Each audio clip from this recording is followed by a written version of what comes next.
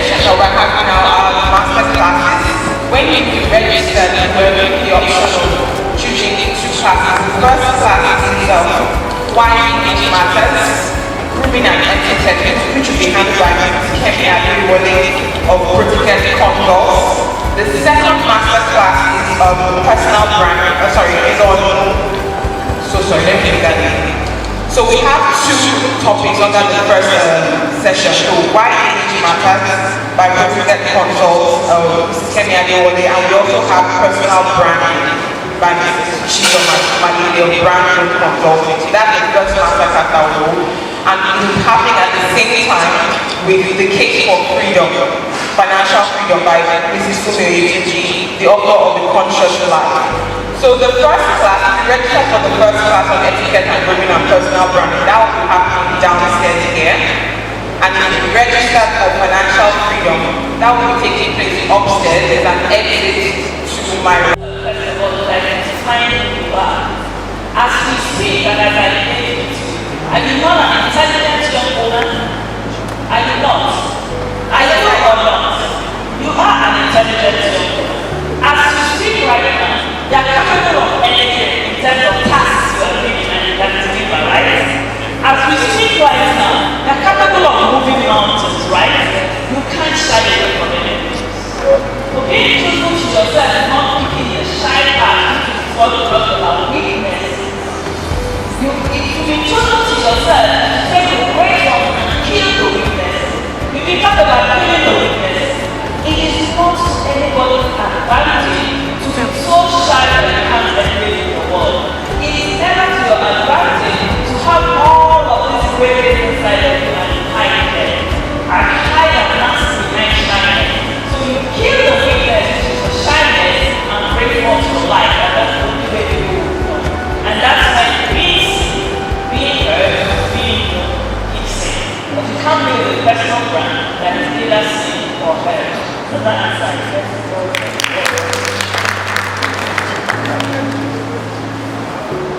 I was just thinking about some of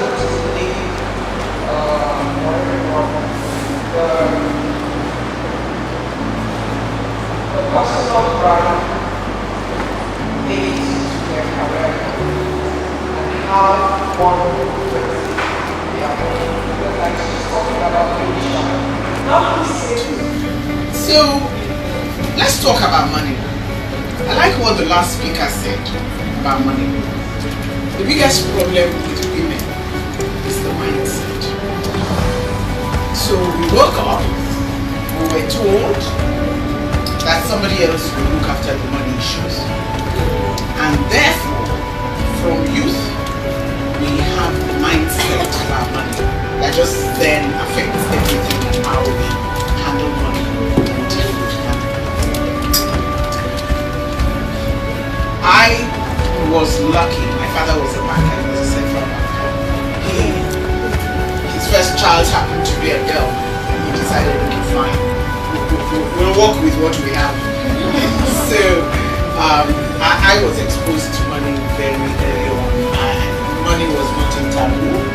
I saw how many parents with money. He discussed money with me. He discussed his project with me. So I was very comfortable around money. So let's just start with the fact that that is the biggest issue. Mrs. A, I kind of referred to your saying how we feel, how women generally feel about money. Are you Mrs. A? Yes. Yes. I just referred to what you said about mindset about money. So that's the biggest issue women do have, she mentioned, because we just consider money in a different way from how men consider money. UBS just was here about 2 months ago, and they had a session with women. Half the room were people of my generation who were hoping would be transferring their assets and their funding from Barclays Bank and all the other private anchors. And the other part, well, the other half were probably people in your demographic who were trying to catch some young. You know UBS, generally they know it's not a commercial bank, they're looking for investors. So they started by drawing because they wanted to encourage women and investment and money. And they drew a graph.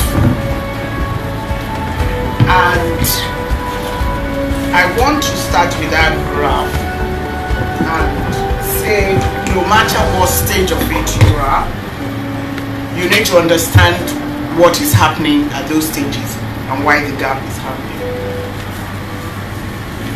So, like I said, I graduated in 1977 with a bunch of blokes and girls. At that stage, everybody is at the same point. The guys, you graduated, some of you had first class, some of them had third class. So you were at the same point. So some of us were going into the firm of Coopers and Library. Some of them were going to join NNPC. You were exactly the same. Let's say you were 21, 2. So at that point, then they start to draw the graph. And of course, the lower graph is the women. We're talking about the gap in wealth and value of each person. And by the time we get to 25, there's a bit of difference. It's very small. Most of it is coming from what all the noise is about today. Gap in gender pay. It's always been there. Either because we couldn't negotiate well, or because the workplace just felt they needed to offer the men more money to do the same work. It was just that. So by the time you're 25, your propensity to grow wealth and be rich, that gap is already started. At 35, and I'll tell you, so we know the reason for this is just pay gap. It's not our fault, it's the fault of them. By the time you get to 35, it's widening.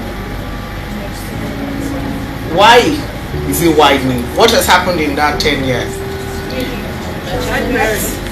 It's babies, marriage. There's a small Yoruba adage that I change a bit. It says the one that has a child and the one that doesn't have a child, they both have children problem. I also say the one that has marriage and the one that doesn't have marriage, there's marriage problem embedded. Especially because we're in a society that makes it seem as if you're just not doing well. So even when you're a stubborn girl and pretending to be cool, is there in your mind, and it's a distraction. So we're getting distracted with babies and marriage, and they are going hot. They are getting married and knowing they must make money, and they're doing very well at work. Look, guys, I'm not men bashing. I happen to be the mother of 2 sons, so I'm always on your side. We're just saying facts, what happens. And I help my son's girlfriends, and I tell them, hey, you are entitled to this matter as much as he is. In fact, I tell the boys, it's useful for you if she actually pays attention to money also. You know, see, in our family, that is fine, I'm fine, it's good. So it keeps widening. By the time we are 45,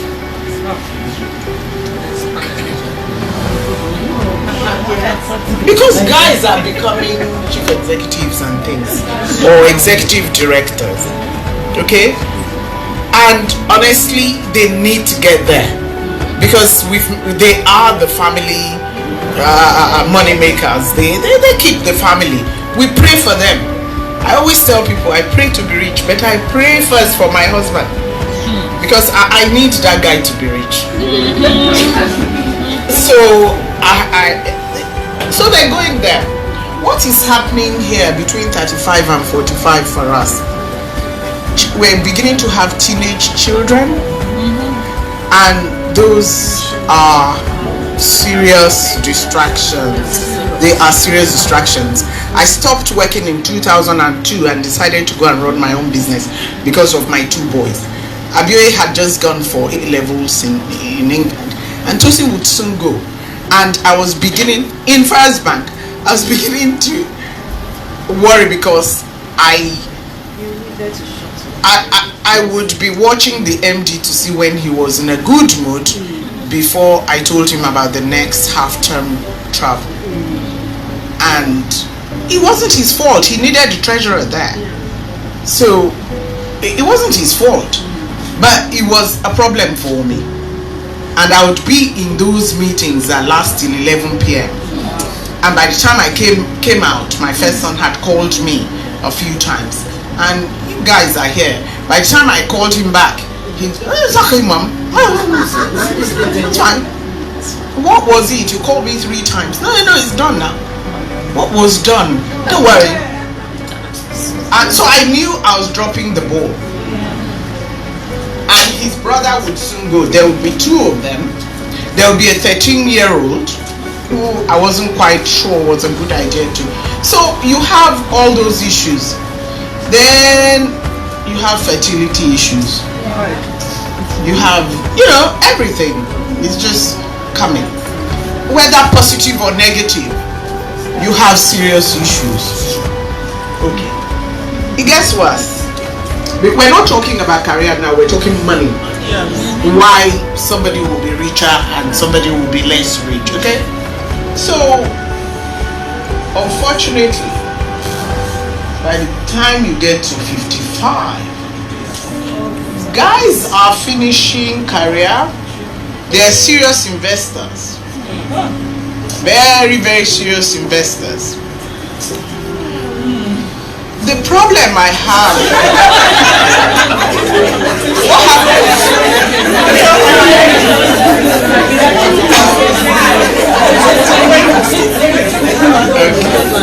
I was wondering, did I say something? All right. I told you my age. Sorry, yes. Can I open up for them?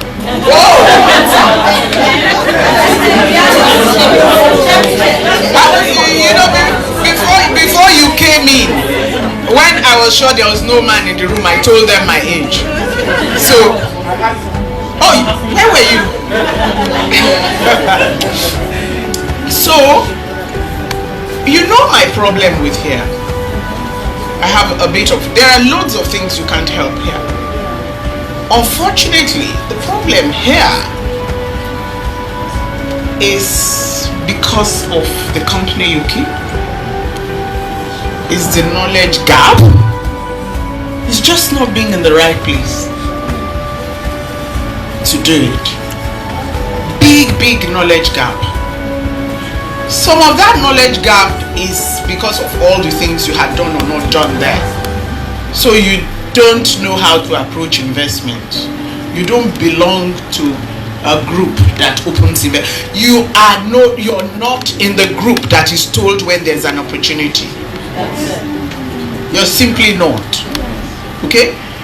Unfortunately, knowledge gap also includes what you even know about investments.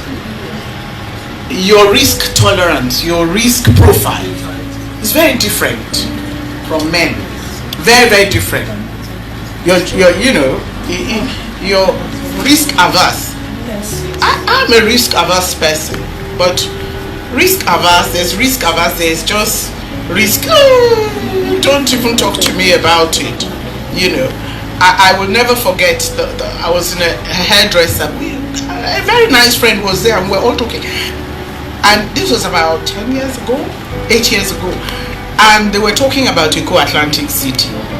And this lady that I knew had money or had traded and wasn't short of money. And then she went, that's investment for those who steal money. So in my mind I was thinking, why make that sweeping? You would never hear that from a man, no matter how poor he is. You would never hear that from him. He has a thing in his mind in which there's a wish. There's a wish. But we sometimes arrive there and we don't just have those wishes anymore. To correct this is difficult, which is why I am showing you now before we get there. Okay? Because because by the time you get there, you're either one of the blokes or you're not. Okay, yes. We still have opportunity. Yes. From within 45, 55. There's still opportunity. There is. And after 55, we have no more opportunity. You know what? You're not a gunner. It's just that, like I said, the company you keep, the information you have. Look, I stand in front of you. I lost money in Afrin. You know the story of Afrin, the oil company that went down. I lost money in Afrin. I'm not proud to say it, but I learned. So I understand. I understand diversification. I understand percentages that should be in my diversification. I understand the next time when they say there is an oil bond, that it is not a sovereign bond. Okay? And when they say it's a sovereign bond, it is not a UK sovereign bond. There are sovereign bonds and there are sovereign bonds. So that is the issue, really. And that is very lonely here. I promise you. For women, it's very, very lonely. I belong to LAN, Lagos Angel Investors Network. Probably there are 2 of us amongst all the men. And then they've shared us into syndicates. And in the syndicates, the presumption was that we were, if not that Dr. Sulaiman, who I've worked with in many things, the first presumption is that the 2 females are going to be in the syndicate with small checks. That was the first presumption. The list came out.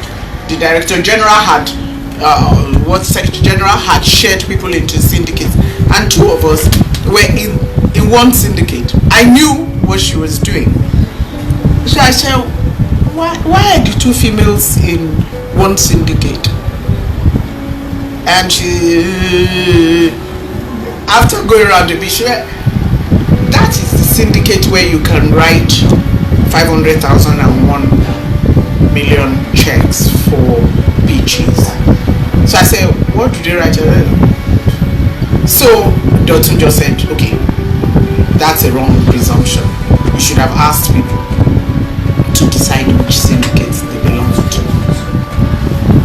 Also, Udo of something Fine and Country, she had a thing the other day, and I find a woman, and then she said, in front of a room full of women like this one is for starters and this one is for final women. Oh, the other one is the one we do with men. So I asked her, I said, what did you just say?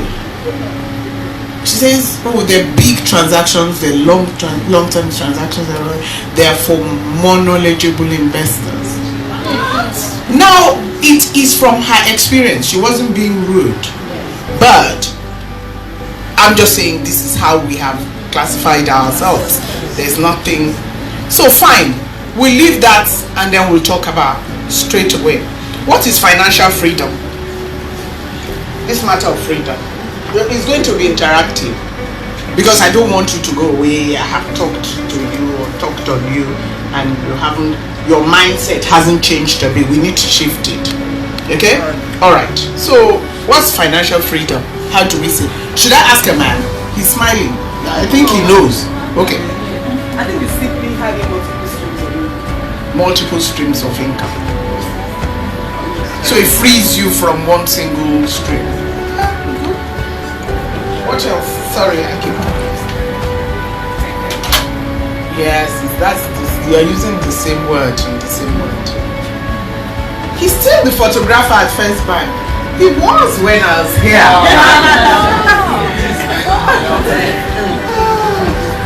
It's amazing. How good.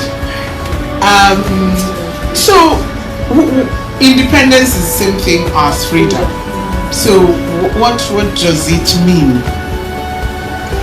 Yes. Yes. And you still have some leftover. Good. That's somebody wanted. If you wanted to, that is the first step to freedom, where your income surpasses your recurrent expenses. Now I have many. Actually, not exactly what she said, but almost the same thing. Okay. I actually believe that financial freedom is meeting your needs as a range. Okay. Good. So it's kind of the same thing. For me, I think it's giving you the sole responsibility. We don't need to get up each time. Don't worry. I'm the only one punished. Giving you like the sole responsibility to take care of the financial transactions, expenditure, and income. But you take care of it. So you're self-responsible. Yes. You know, there's self-supporting, which is the thing about meeting all your, but you're also self-responsible because you can meet your needs, but you're not responsible for it. So you're exactly. So you kind of don't have full freedom there.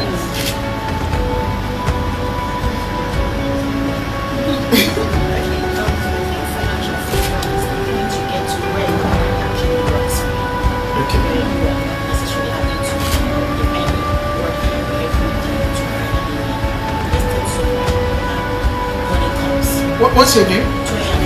Do you know what?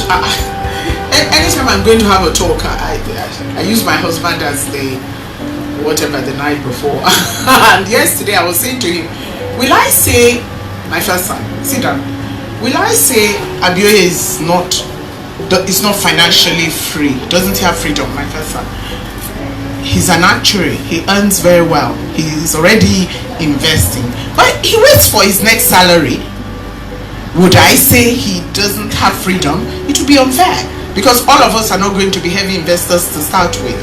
We're going to have careers. So I'm a bit, there are two levels. That's why I separate it to two levels. There is that freedom, you have a career, and because we don't have much time, you have a career, you have what I call your emergency money, which means if you didn't work for 6 months, you're fine. You're self-keeping, you're self-responsible, you're self-supporting. So although you're a salary earner, you have enough to buffer you from penury for some time. Because if you're going to be a career to the end of times, there are careerists that have made serious money. So let's not sniff at careers. I mean, when you're in a career where your bonuses are mad, we shouldn't tell that kind of man to start walking the streets to look for business. He doesn't even have the personality or interest in doing that kind of thing. So what you're saying is wealth creation, such that you become very dependent on your income. Okay, that's another level. It's another level that you should be approaching by the time you get to my age, because you honestly don't have the strength to do the work much anymore. So it's another level. It's the level you should be looking for here, where you're approaching things from an investor's point of view rather than trying to make money to spend. I mean, the kind of investors we're talking about here is just to increase value. It's not because you need the cash to live from day to day. You've gone beyond that. So that's what you just described now. So, sorry, you wanted to say something? No, I think we all have an idea of what financial freedom is, especially because I am sitting in a room full of careerists. You need to have had at least 6 months to 1 year rested somewhere. Career freedom, there's none like that here. Career freedom, financial freedom can be gotten by a full housewife. I thought we would have some customers, because I don't want anybody to go home and tell their husbands, did you say I can't work? I'm working. This is what Tunji says. Freedom comes from no. Because, and I have friends who unfortunately have reached this stage and are very worried, anxious about the fact that they're not in control of funding and finance. And I advise them, go and have that conversation. Go and have that conversation. If it's wealthy enough and he knows that I'm anxious about it, he needs to separate assets that will make me feel free. You see, so then if he refuses, we know that there's no freedom. At least no. At least no. Because I think most husbands don't have a problem with the freedom. Most husbands honestly believe that they have the money, they make it available to the wives, she's fine. So sometimes when you talk to the men, when I counsel in church, he goes, what does she want again? Everything she asks for I do, and he's ready to do. But sometimes it's difficult to say, you know what, she doesn't want to run to you each time she wants to. So why don't you separate? And people do it. People actually do it. People actually do it. So it's better. We're talking to a room full of women who, like I said to my husband, being a wife must have its perks. So the fact that I can make my own money, I also still, yes, I'm a wife. Whatever you think, I'm also a wife. So I still take my standard monthly alerts. I insist. And so that's an emotional looking after thing, and it's a good thing where it can happen. Of course, we're not going to force somebody who can't make it happen, you know. So that's financial freedom. Hold my glasses. Somebody say, oh, that's where you